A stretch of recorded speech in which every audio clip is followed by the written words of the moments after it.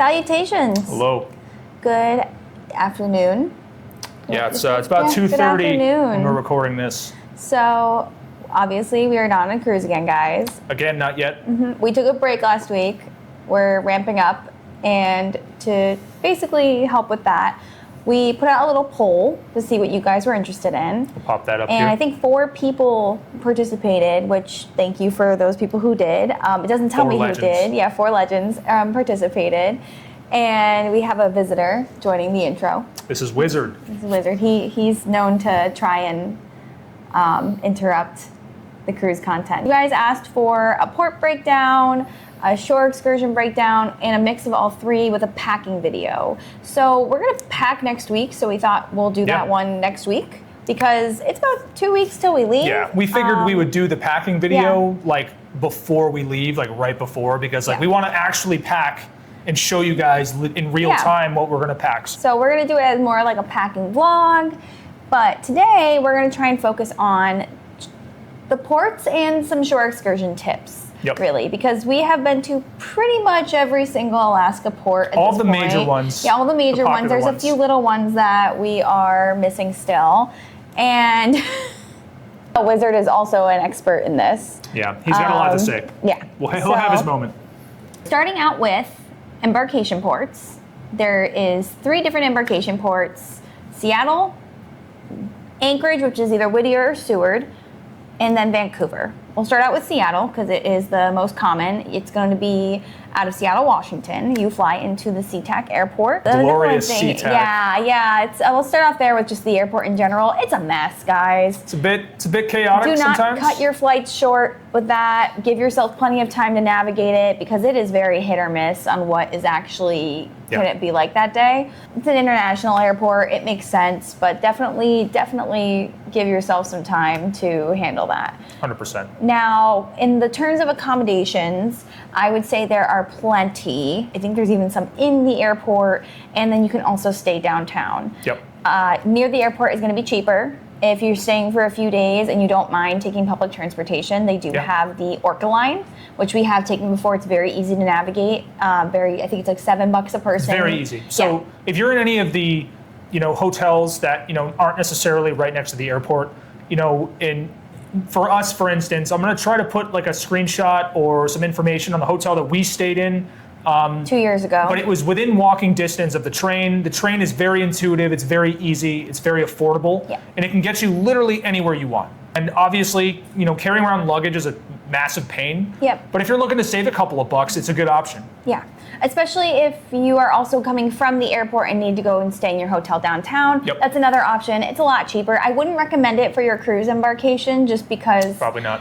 You want to just go straight there. You don't want to wait at all the stops. You could do it. Probably wouldn't recommend it for that, but for between getting from the airport to downtown or just staying in the airport hotels and getting to downtown, I would highly recommend it. One of these years we'll test that theory, just not this time. No, not this time. We have a big one this time. So in the terms of things to do, I'm actually not going to go too much into that because we will be doing a full day in Seattle vlog.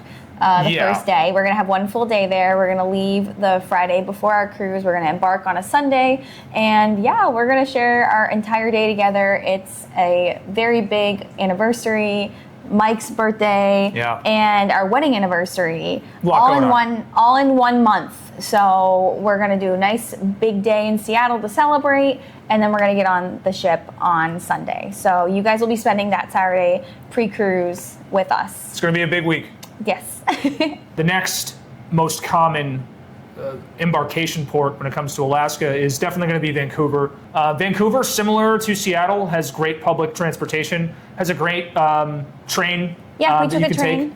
We did it, and it was easy with luggage. Yeah, and it goes right to the airport. The good part is, too, and this is something that maybe Seattle or SeaTac might have this, but I'm not entirely sure, but the Vancouver airport, where you're more than likely obviously going to be flying out of, has a hotel right on site, right at the airport. And that's exactly what we did and where we stayed. Yep. We don't have a lot of footage from that, but I will put up the one clip that we did have. Yeah. There's a great It's a restaurant. really nice hotel. Yeah. Yeah, it's really nice. It is a little bit on the higher end side. It was Prices our wedding are trip. going to vary. Yeah, they're going to vary. It's a Fairmont. I don't know if everyone's familiar with those, but It might be really cheap when you go, or it might be really expensive. Yeah. It's going to be dependent. so you can either go round trip Vancouver, or you can go, northbound or southbound. Yeah. And we ended up being southbound, so we got a day hotel actually that day. And It's worth it. if you So go worth it. in northbound, you can actually just fly into Vancouver, and then you don't even have to leave the airport No. until the next day when you're ready Nope. for your cruise. If you don't want to. I mean, it's totally up to people. We haven't done a pre-cruise there yet. I'm Not going to yet. leave the fun stuff to do in Vancouver until we actually go and can do a full day vlog for you guys. Yeah. But we did want to express their ease of transportation, how great the airport was, and how beautiful it is. 100%. Clean, it's great. beautiful city. It's great. And I mean, I've been to Vancouver a handful of times, even before we were together. Vancouver's a very, very great city, to be honest. There's a ton to do. Very similar to Seattle in the sense of there's a ton of walking around, a ton of great shops, restaurants, just in general, great things to do. So the third one that you can embark on your Alaska cruise from is technically 2. Yep. It's going to be listed as Anchorage, which you will fly into the ANC Ted Stevens Anchorage Airport in Yep. Alaska. Glorious. It's beautiful. This is probably Really our awesome. favorite embarkation port because there's a lot to it. Flying into Anchorage, if you've been to Anchorage, you guys can probably tell us down in the comments below. It is not like any of the cruise ports you visit on an No. Alaska cruise. It is stunning. It is beautiful. And not that the other ports aren't. We'll get into those guys in a little bit, but it's just different. And there's a ton to check out in the meantime. Like there's the Seward Highway, which we extensively filmed Yes. during our wedding trip. Some of the most insane scenery I've ever experienced in my entire life. That's, part of it, but obviously Alaska is an enormous state, and you have 2 ports, like she said, technically. You've got Seward, and then you have Whittier. Whittier is the closer of the 2, not quite as far from Anchorage. So obviously if you're staying in Anchorage, it's going to take you a little bit less time to get to Whittier than Seward.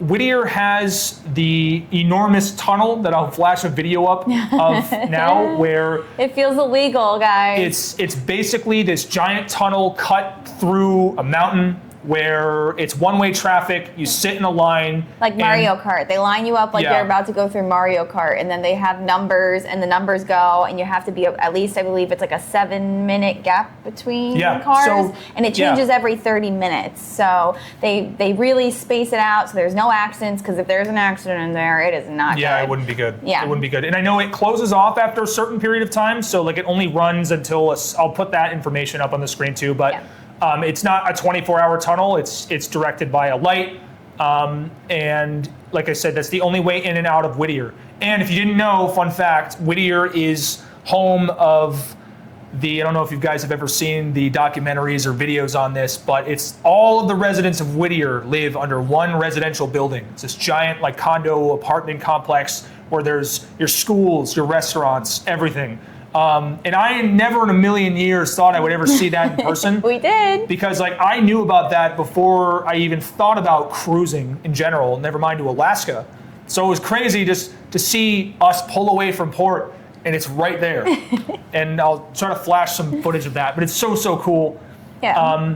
But when it comes to Seward, we don't really know a whole lot about Yes. Seward yet. So it is the further of the other ones. I've heard it's very beautiful in its own realm. I believe Royal Caribbean, Celebrity, and maybe a few other ones Yep. go out of Seward, and then the rest of them do Whittier. So Princess, Holland, and NCL, I'm pretty sure all do Whittier.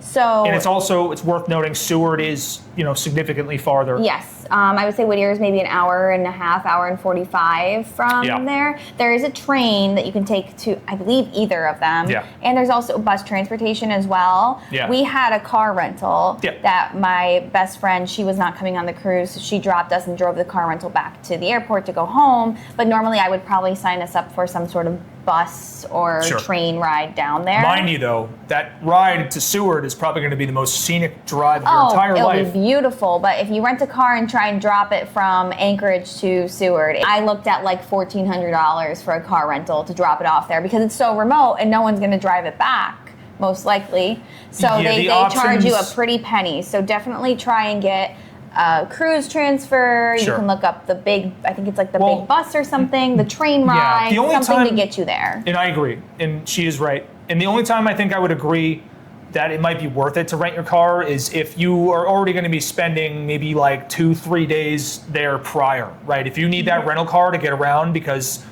you're going to be... You can foot that bill. And I mean, if you already know what you're getting into, because I mean, honestly, rental car prices these days are obscene. As everything is. In general. So just keep that in mind. There's a ton of different options, though. I know the cruise lines, Royal specifically, they offer a transfer. Yep. Like, there's options to get there. I think they even have like people in the airport, kind of like what they do in Florida, where you can walk up to them and say, "I have a cruise today," and you can pay them $20 and get on the ship. As they should, though, because they can't expect people to fend for themselves going to a port that's 2 hours away from the city. So they do try and take care of you. And I mean, when we were originally going to go on a Royal ship before we got on the Ovation. Yes, we're supposed to go on Ovation post dry dock, but we ended up switching it to Star Princess. Better choice. Oh, we love you guys. So we've already done a Quantum class ship to Alaska, and this is a brand new ship. It's the newest ship in Alaska. We've never done Princess. This will be the first for our channel. Apparently, they're the kings of Alaska. So I mean, they were one of the first, from what I understand. Them and Holland are the big dogs. It'll be a good time. There's more of those in our future.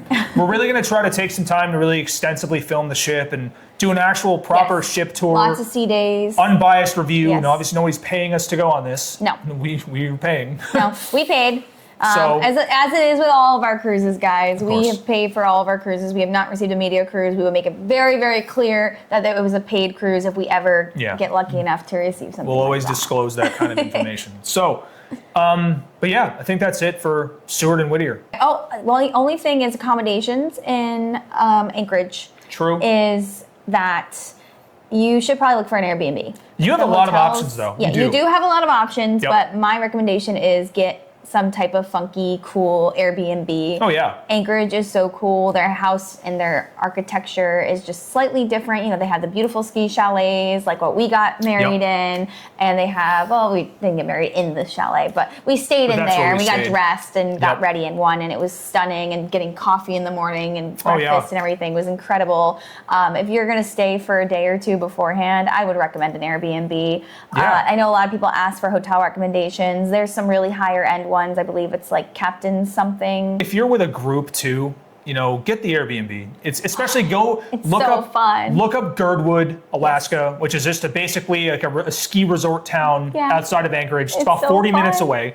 The drive to Girdwood is once again the most impeccable drive on earth. Yes. Bar none. Seward Highway. I'm showing you all the clips right now. It's just insane, and the videos don't do it justice. And if please, for your own sake, just look into Girdwood anywhere you stay. Yeah. And to be honest with you, it's not cheap, but it's not completely insanely priced. No, I think it's especially if you have a group and you can split it up between a bunch of people, because these ski chalets are big. You have to think there's a lot of families that go skiing. My family was not one of those families, but I know that there's some big families, so they have these houses and they are meant to accommodate groups of 6, 8, 10. 100%. So highly, highly recommend it. And you guys, usually they have a fire pit or a hot tub or you got something. Girdwood Brewing. Girdwood Brewing Company, Jack Spratt, Chair 5, like all these really great 100%. Restaurants right within walking distance. Be careful with some of those like ski resort restaurants. Some of them aren't that good. Some of them are pretty much just like ski resort slop that you just scarf down after a day on the slopes. I'm being serious. I'm just like letting you all know now. If you guys have skied, look at the reviews, make your own decision. Yeah, so just make sure you do a little bit of research. But the thing is you're going to be there during the off ski season anyway. So it really won't matter. So it's so beautiful outside, anyways. Exactly. So at the same time, obviously, when you get into Girdwood, not everything is going to be open, obviously, because it's in the off season of the ski season, right? So just keep that in mind. But yeah, check out Girdwood Brewing. If you like to drink, they have food trucks there. Yep. It's the place is awesome. The people there are fantastic, and it's such a like relaxing place. They were to so just chill. accommodating after our wedding. Yeah. I mean, they gave us a knife to cut the cake with. Yeah. They have food trucks. They have Great, yeah. beer, seltzer, no cider, my friends. Unfortunately, they have to have a different license. They have a seltzer, yeah. Yeah, they have a seltzer, and it wasn't bad. Maybe they changed it up. I don't know. Yeah, they could have. They could have added No a idea. cider. We're gonna have to go not this year because we're doing round trip Seattle, but next year we're gonna do another. We will make our way back Yeah, there. we're gonna go back there again. That's, if you guys can't tell, this is our favorite port, embarkation 100%. port. So It's worth every penny. It's worth all the hassle it takes to get there. I kind of struggle whether I would recommend it to a first timer. If you're well traveled, you're used to the long drives and plane rides, then I think you should just go for it. I think you should just go southbound, even if it's your first time. Now, if you've never even flown as long as it takes to get to Seattle from wherever you're from, maybe start with Seattle first. yeah, start with Seattle. That was our first cruise, so Maybe start there. Yeah. It's a good all-arounder. You're going to hit all the major ports. You're going to get a good glimpse and idea of what Alaska is like. But the next time around, or if you're just feeling, ambitious enough, go south. yeah. It's worth it. I also would always recommend, if you're flying to the East Coast, go southbound because your ride home is a little bit easier. You have a longer trip there because getting to Anchorage is long.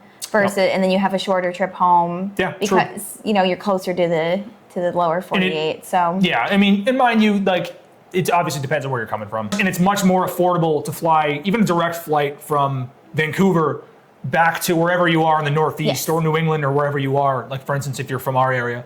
So, kind of as we go into ports, I wanted to start off with your ports that aren't really ports, if that makes sense. So, your Tracy Arm Fjord, your Glacier Bay. I think there's a couple others. Hubbard Glacier.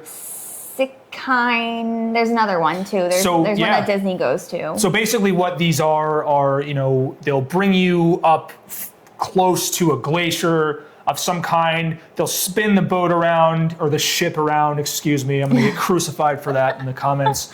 And they'll spin the ship around in a 360, get everyone a glimpse of like a crazy cool glacier. Yep. There's some excursions where they'll boat you up to the glacier. Yes, so you can get like on a tender boat and they'll take you up and you can see it. I think you can even get off depending on the weather and everything. I'm not entirely sure. I believe that's true. I think they're great for a first timer, especially if you've never been to Alaska, you've never seen a glacier in person. Like, obviously we'll get to this in a little while, obviously, with some of the other stops when it comes to glaciers that you can see. But I think it's great for a first timer to, get kind of up close, even on the ship, right? Especially if you have a balcony room. If you got a balcony room, it's even better. You can just sit on your balcony while the ship spins in every direction and you get to see it. But I think it's really, really great for a first timer to choose a cruise that has some kind of stop, and most of them already do, so you really don't have to worry about that. Now, Glacier Bay, in my opinion, is probably the best one. Yeah. Probably the best one. Not every ship gets to go through there. In my opinion, I think, and I wish we had footage. Stunning. I know. We didn't have a YouTube channel then. It was our first. Yeah, it was our first. But there's plenty of footage online of Glacier Bay. Yeah. And plenty, there's plenty of resources and ways to see it and get an idea. Tracy's Arm Fjord, Holland America, and Virgin Voyages, and any other cruise that was scheduled to go there. I know those two were the predominant ones visiting this season. Yep. They had to cancel them. Yeah, so not great, unfortunately. No. So you're not even going to see that on your itinerary more than likely if you're going to be going within this season. Yeah, so, probably this season. I don't think so. Maybe next year. Hopefully it's calmed down by then. I believe there was some flooding and some unsure stability around the glacier, and just to protect everybody. But I don't. And then there was also, we did hit a glacier stop on the Jade. On the Jade too. I don't remember which one that was. That was Hubbard Glacier. Yep. That one was a little bit disappointing. So basically, compared to Glacier Bay. So that one, they really didn't bring us up close. It was clearly a stop geared toward the people who wanted to book the excursion to which get is on. Very expensive. We'll be honest about that. Expensive. They talk about Alaska excursions being expensive. I think there's a very fair way to do it, which we'll get into in a little bit. But that one in particular is probably going to be $400 to $600 a person, depending on what cruise line you're on. And just to be quite honest, there's a lot cheaper ways to see a glacier up close, there is. Which we'll go through as well. The only capital in the world, of the U.S. capitals, that you cannot get to by car, Juneau, Alaska. Yes, the glorious Juneau, Alaska. I love it there. I'm so excited to go back. We go back in 2 weeks. and we're there at night for the first time in a very long time. We've always been there during the day. So I'm very excited for that because there's lots to do in Juneau. There is. There is some great shopping. If you guys like t-shirts, jewelry, that sort of stuff, they have some pubs out there. They have the Red Dog Saloon, which is really fun. They have Alaskan Brewing Company, which we love.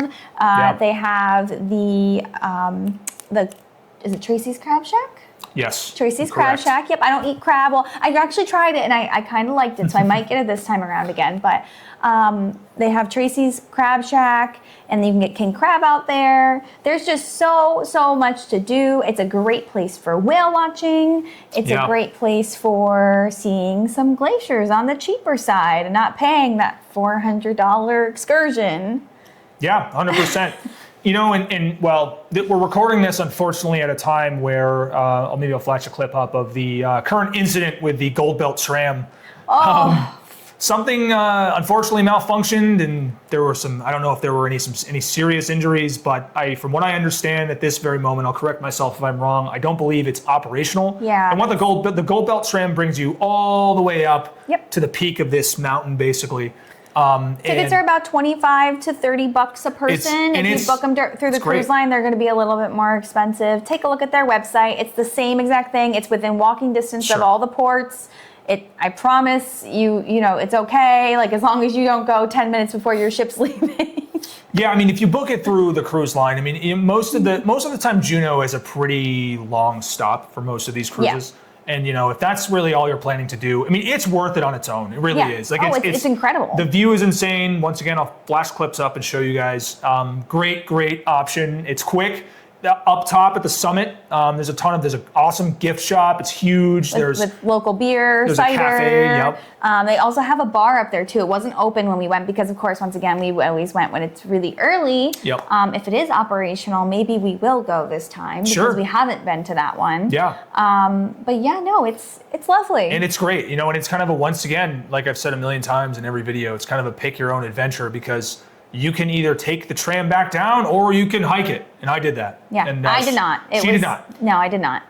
So the hike isn't too bad. Obviously, we'll get into, a little bit of this later, obviously, too. But, Alaska is apparently rainy, obviously, extremely wet, damp. Mm-hmm. It's rained in Juneau just about every time we've went. Yeah. So it was a little bit rainy when I hiked down. Yeah. The terrain is not super steep. If you're relatively fit and mobile and you're okay on even surfaces, then... If you are unsure in any shape or form, do not do it.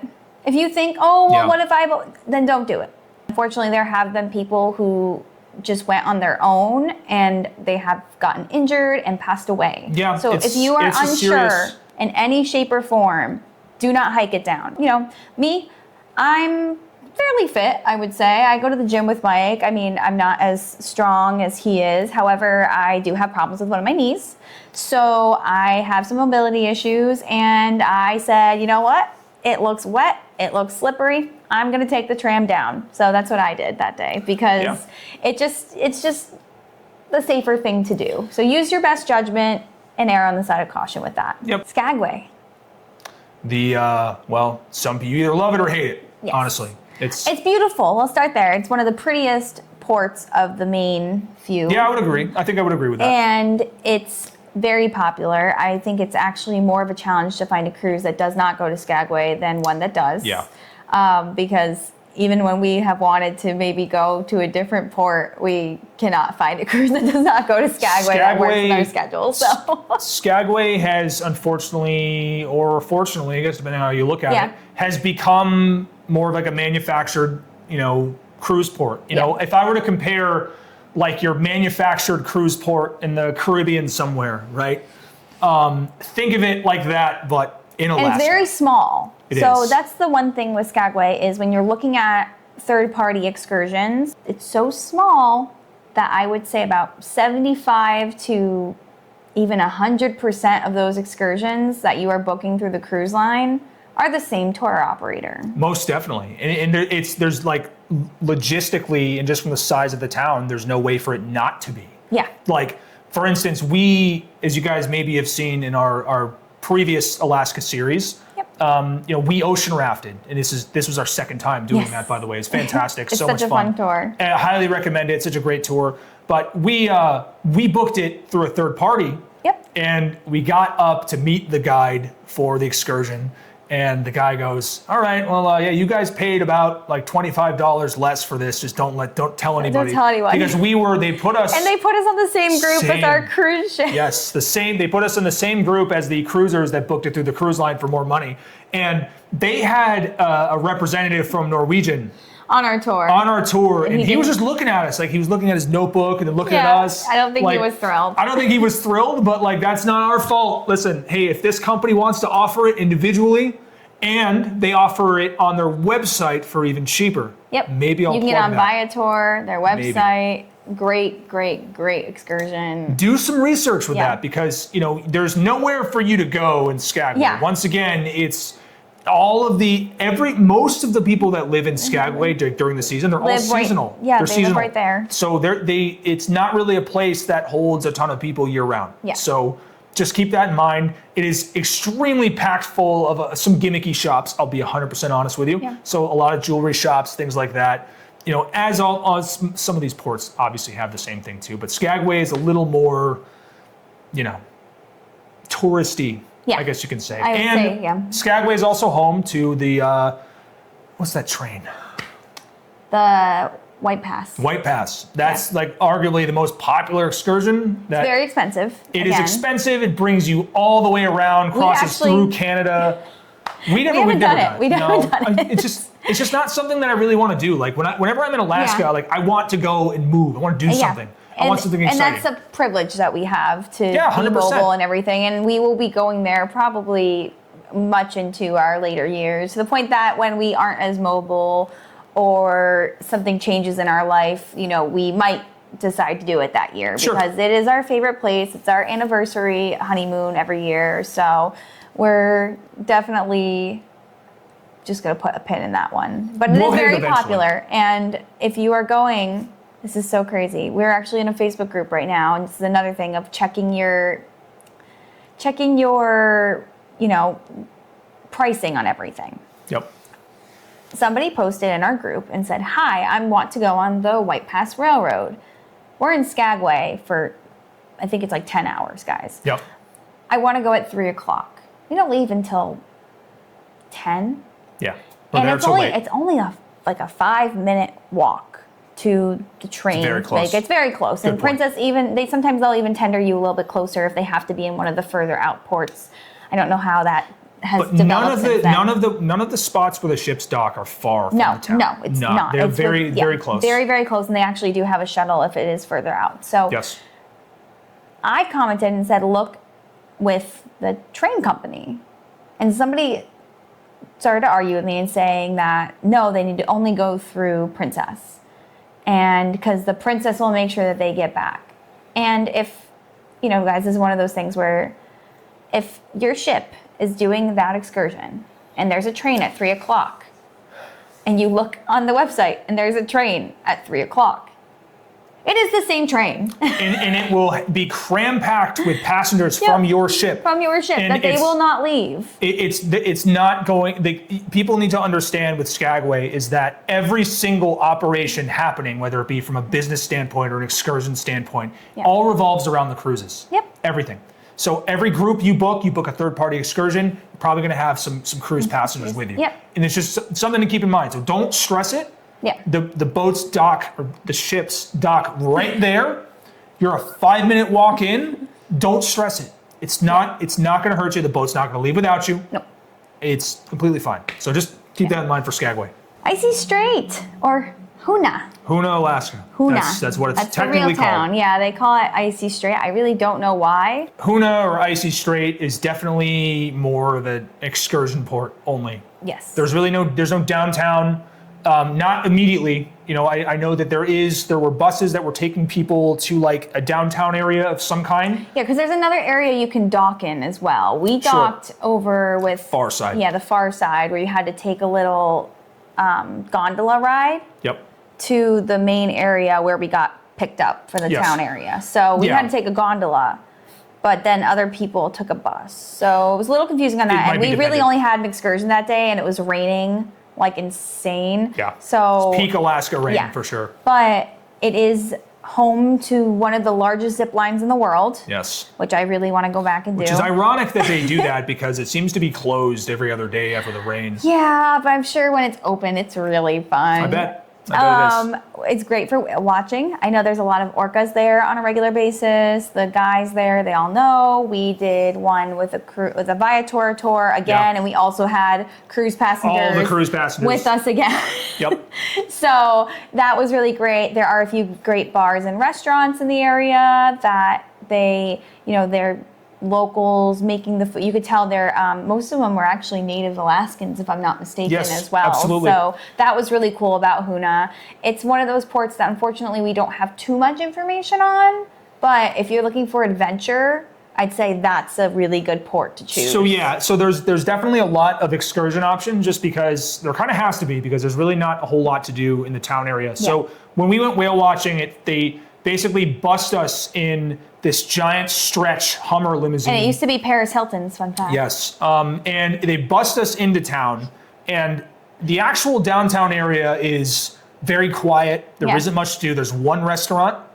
One grocery store, very small. And we had the option. They either could bus us back or, with the stretch limousine, or we could walk back, which was technically, I forget how long they said. I think they said 15, 20 minutes. It wasn't very long, but it was downpouring that day, guys. I mean, I'm sure Mike's gonna throw up the pictures, but it was crazy. If you go and you expect there to be a lot to do in town, you're going to be disappointed. So if you're going to go, plan an excursion. Plan something.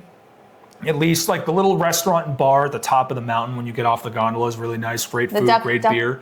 Duck something? Something like that. Duck Point. Great beer, great food. No issues there. No, they were. I mean, it was basic food, but it was good. It hit the spot at the time. So I mean, hopefully we can have some better vlogs for you guys in the future there too. Yes, 100%. I'm excited to go back there at some point. And then, like I said, just plan something. Do your research on the excursions. You're gonna have a good time, and it's more than likely gonna be downpouring because it always seems to be there. Yeah. Sitka, Alaska. Yes. It is a very cute town.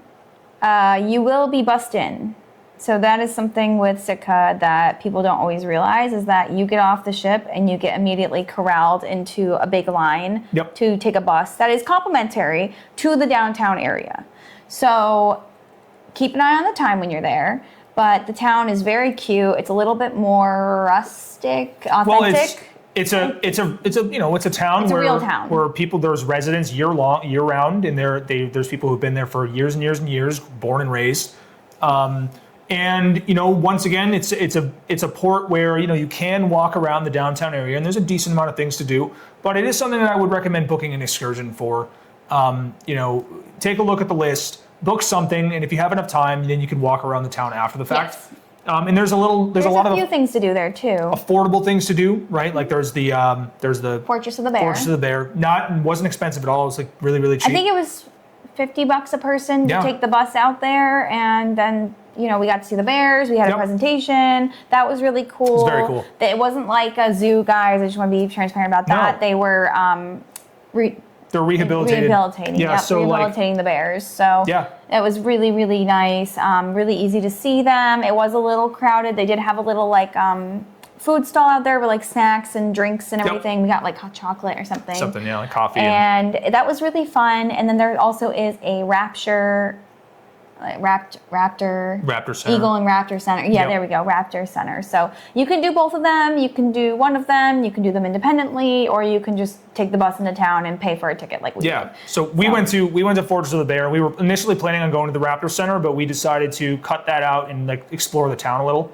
It was very cool. We saw the downtown area. I wish I had more actual footage of this. Yeah, we once again, this is before we had our channel, guys, so you're going to have to look for that next year. And, we saw the one school in town, this house. It's crazy.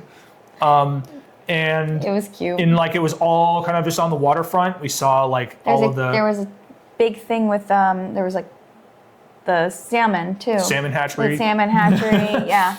Very, very cool. Yeah, it's a cool little town. It definitely book an excursion though, because there's, like I said, there's a good amount of stuff to walk around and do, and explore. But get that excursion booked, and there's a ton of options, so you'll find something fun. Yeah, we had some good food there too. There's a bar in it's almost like a mall kind of area. Yeah, it's cool. It's like a little indoor shopping area. Upstairs, and we got seated, and it was really good, actually. Absolutely. It was really good. Solid. And yeah. So highly recommend that. Next up is Ketchikan. Ketchikan is notorious for the infamous lumberjack show. Everyone loves the lumberjack show. And the Saxman Village with the totems. Yes. Now, depending on who you cruise with, obviously, right? So Norwegian owns a section of port that is outside of town. Ward Cove. And if you are going on any Norwegian sailings that hit this... Sometimes Carnival and a few other guys will stay out there too. Yes. And just double check your itinerary and make sure that's where you're going. They should let you know. It's pretty obvious when you get there. He'll tell you why, but... And basically, what they'll do is, especially, this is mainly for Norwegian, and I'll flash some clips of this. So when you're outside, when you're with Norwegian at this cove, you're basically shuttled in or just bussed into town, but they feed you through this giant warehouse of Emporium. Gimmicky, touristy stuff.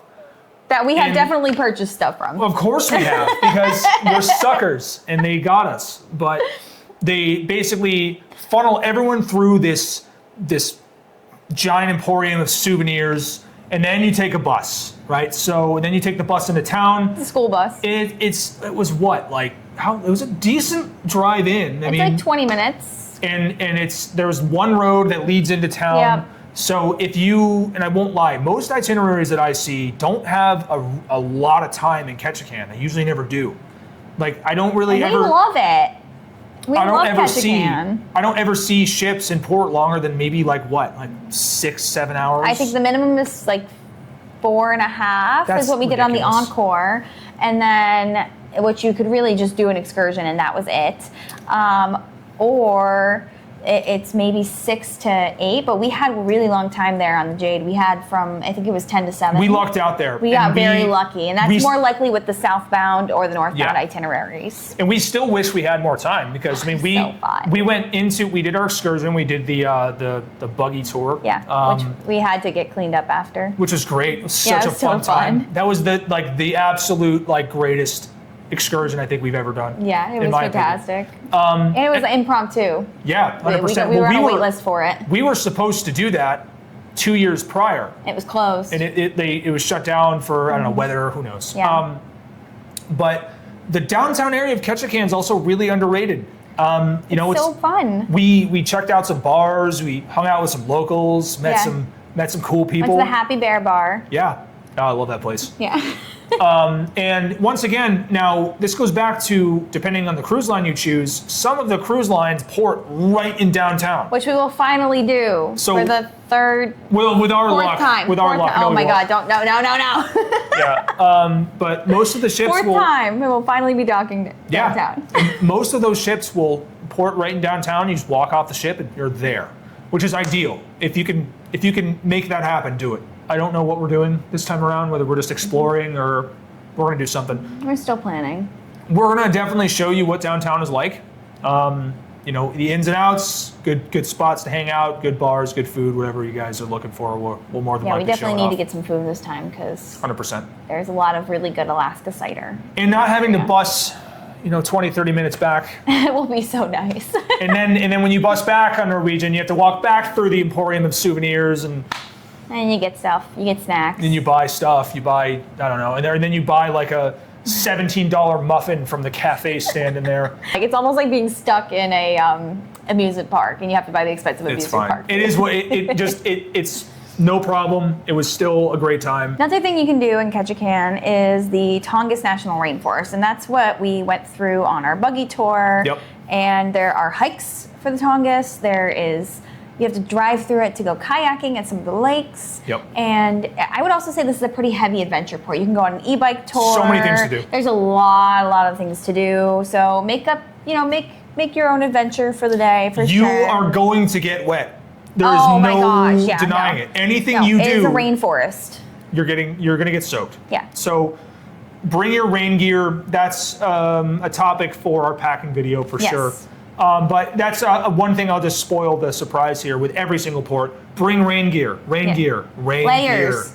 Do it. Rain. Because if you don't, you're gonna get soaked. Your clothes are gonna get like mildewy. You're never gonna be able to wear any of that ever again, and you're gonna be very upset. So just make sure you bring rain gear. The thing is with Alaska is everyone really gets hyper fixated about how cold it's gonna be. No, you need to get hyper fixated on how wet it's gonna be. Probably around like 40s to 50s. It's not subarctic temperatures. The rain especially for East Coasters or people who are used to colder weather. Like it's not bad. It's just rainy. Yeah, 100%. I wouldn't even say it's windy half the time. Not really. It's just like I said. Don't worry so much about the temperature. Worry about the rain. Yeah. The rain will get you. Yep. All right. So we've covered our bases here. We've talked about the embarkation ports. We've talked about the major ports that you're normally going to find when you're looking for your Alaskan itinerary. Obviously, there are additional cruise ports that you could look into and you could hit. Hines, Kodiak, Homer. There's a few other really cool ones that we have not had the pleasure to go to yet. We'll make our way there eventually, but you know, if you're a first timer looking at your first Alaskan itinerary, you know, this should give you an idea as to what to expect. Also, we'll make sure that we link our series below so you can maybe watch and see some of the videos yourselves outside of what I posted here. But yeah, that should cover everything. And you know, if you guys have any questions, comments, and if you've been to any of the really cool ports that we didn't mention, tell us on what cruise. Tell us what you thought, what you did. I want to know because I want to go on those cruises. 100%. Any hidden gems? Yeah, anything. Let us know. Yeah, bars, food. If you liked this video, if you didn't like this video, we're open to feedback, guys. We're still a new channel. We just hit 500 subscribers, so woohoo! Hopefully the new Alaska vlog brings some new friends in. But yeah, we're so excited to cruise with you guys in a few weeks, and I guess we'll see you soon. We will see you soon.